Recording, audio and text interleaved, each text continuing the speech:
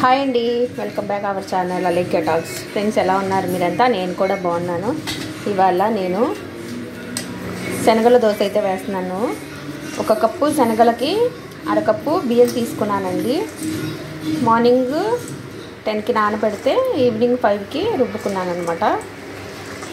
ఒక 6-7 అవర్స్ అయితే ఉంచాలన్నమాట. నానబెట్టాలి, శనగలు నానాలి కదా.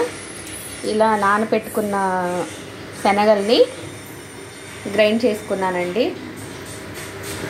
దానిలోకి కాంబినేషన్ వచ్చేసి పచ్చిమిర్చి టమాటా పచ్చడి అయితే ప్రిపేర్ చేశానండి.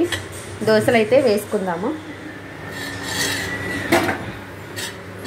ఈ పిండిలో 2 పచ్చిమిర్చి, ఒక చిన్న అల్లం ముక్క వేసుకుంటే టేస్ట్ బాగుంటుందండి.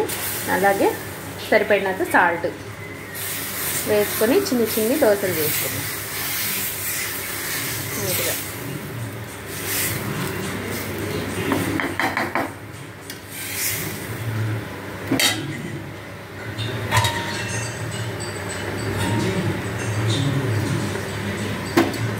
ఆయిల్ వేసుకుందాం.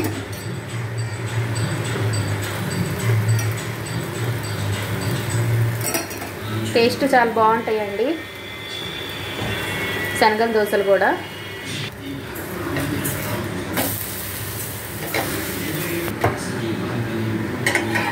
దోశ అయితే రెడీ అయిపోయిందండి.